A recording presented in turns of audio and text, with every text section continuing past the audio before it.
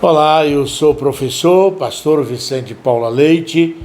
Vamos gravar esse vídeo a partir da escatologia bíblica, mormente as três principais teorias acerca do arrebatamento da igreja. Embora existam três teorias principais, entre elas há um consenso, e este consenso é que há um arrebatamento, e este arrebatamento está atrelado à tribulação e também a um estabelecimento do milênio. Portanto, tribulação, arrebatamento e estabelecimento do milênio é consenso entre essas três teorias. As três teorias básicas relativas ao arrebatamento da igreja são, primeiro, apenas por citação, não vamos dizer que é por ordem de importância, não, apenas por citação. Primeiro, vamos falar do pós-tribulacionismo. O pós-tribulacionismo crê que a igreja será arrebatada logo após a grande tribulação e, concomitante, o estabelecimento do milênio. Com esta visão, a igreja passará pela grande tribulação. A segunda proposta, ou a segunda teoria, é a teoria chamada mesotribulacionista, ou também pré-ira. Alguns a denominam como pré-ira. Outros fazem diferença entre pré-ira e mesotribulacionista. Nós vamos tratar aqui como igual, porque praticamente são iguais essas teorias. A mesotribulacionista, Jesus irá buscar a igreja em meio à grande tribulação. Quando estiver exatamente na metade da grande tribulação, Jesus levará a sua igreja. E a terceira teoria é o pré-tribulacionista, que ocorrerá logo após o arrebatamento da igreja. Com esta teoria, nós concordamos com esta teoria, nós estaremos aqui colocando uma proposta para que possa haver mais compreensão, mais entendimento, porque é a teoria mais segura, cristocêntrica e que ela merece uma atenção maior. Entretanto, nós vamos falar nesse primeiro momento sobre a teoria do pós-tribulacionista. Muito bem. Segundo essa teoria, ocorrerá, portanto, o arrebatamento da igreja no final da grande tribulação e, concomitantemente, ou na sequência, o estabelecimento do milênio. Em outras palavras, a igreja vai passar pela grande tribulação. Esta teoria defende que, desde que houve o início da igreja, já no capítulo 2 de Atos dos Apóstolos, aí começa a grande tribulação. Com isso, eu seria obrigado a concordar que Jesus não nos chamou para a salvação. Jesus nos chamou para a grande tribulação. Teria que pregar assim: queridos amigos, venham receber Jesus como seu Salvador e saibam que Ele não veio para nos livrar da perdição, não veio para nos livrar das tentações, não veio para nos dar salvação, Ele veio para nos introduzir na grande tribulação. O que é isso? Eu teria que mudar totalmente a minha hermenêutica. Desculpe essa ironia, mas não dá para pensar diferente.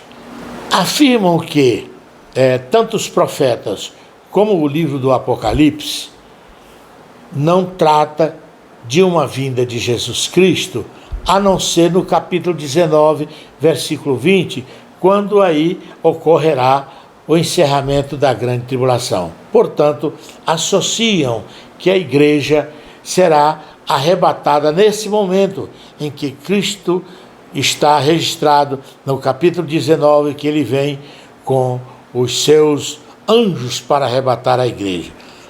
Ocorre que ali os próprios salvos virão com Jesus Cristo. Basta ler esse texto, o capítulo 19 e alguns outros versículos que corroboram com esta visão. Judas, por exemplo, também fala disso, entre outras citações bíblicas que no segundo advento, no segundo advento, Jesus já vem com a sua igreja e não vem para arrebatar a igreja, mas essa é a visão pós-tribulacionista. E ainda há consenso entre os pós-tribulacionistas de que no capítulo 20, versículo 4 e versículo 5 do livro do Apocalipse, aí está um registro acerca da primeira ressurreição. E nós queremos fazer essa leitura para mostrar a você que no que eles estão fundamentados. Capítulo 20 do livro do Apocalipse, nós encontramos aí, portanto, numa defesa dos pós-tribulacionistas. Versículo de número 4 está dito assim: e vi tronos, assentaram-se sobre eles aqueles a quem foi dado o poder de julgar. Observem que aqui já se trata do estabelecimento do milênio, e os tronos estão estabelecidos, e esse compartilhamento de julgamento é dado aqui. Então o Senhor Jesus, no estabelecimento do milênio, ele estabelece tronos e compartilha esse julgamento com aqueles a quem ele assim determinou. Mas João, na sua visão, ele diz: e vi almas daqueles que foram degolados pelo testemunho de Jesus Cristo e pela palavra de Deus. Observe que aqui João está falando de almas que foram degoladas, gargantas cortadas, e isto aconteceu na grande tribulação. Embora na história da igreja possa ser que tenha acontecido estes fatos, mas não algo tão acentuado, tão grande como aqui no livro do Apocalipse. O Apocalipse está falando das almas que foram degoladas por esse tempo de grande tribulação. Mas ainda continua dizendo: e estes que não adoraram a besta, nem a sua imagem, e não receberam o sinal na testa nem na mão. Observe-se que o texto fala especificamente de um período em que aqueles que estavam aqui na terra não adoraram a besta e não receberam o sinal nas suas mãos.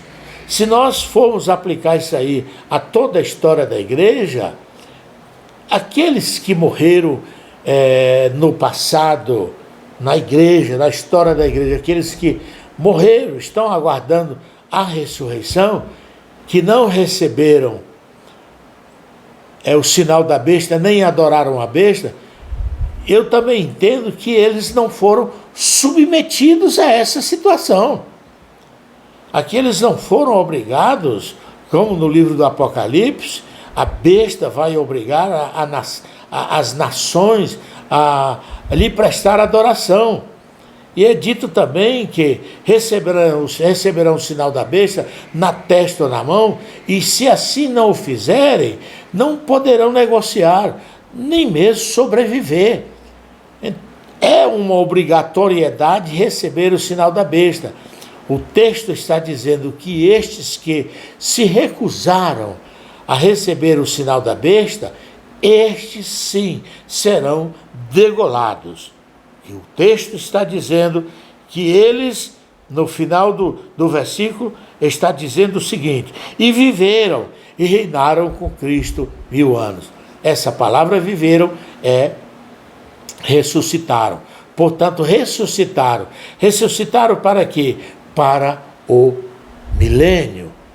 É claro, esse texto não existe confusão, senão aqueles que querem fazer. No versículo de número 5, está dito assim: mas os outros mortos não reviveram. Portanto, fala dos ímpios de uma maneira geral.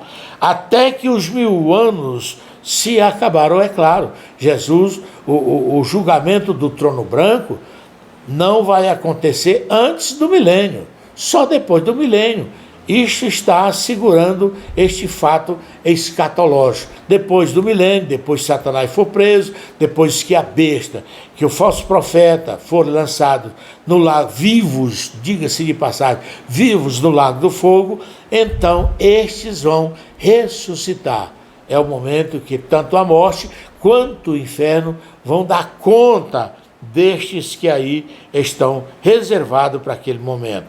Mas o que chama-nos a atenção é a defesa deles, porque eles dizem que esta é a primeira ressurreição. Está escrito aqui, no final do versículo 5, mas não está dito que esta é a fase única da primeira ressurreição.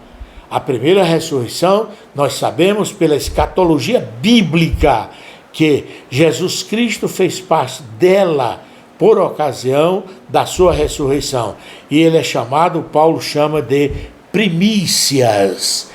E sabemos também que a igreja, quando for ressuscitada, nós recebemos essa titularidade de colheita geral, onde a igreja será arrebatada. E aqui será a ressurreição, o final da primeira ressurreição, onde serão inseridos aqueles que morreram na grande tribulação. Negar esses fatos é discordar daquilo que Paulo falou em Romanos capítulo 8, versículo 1, quando ele diz: nenhuma condenação há para os que estão em Cristo Jesus. Ora, se nenhuma condenação há, o que os crentes estão fazendo na grande tribulação, debaixo de um juízo severo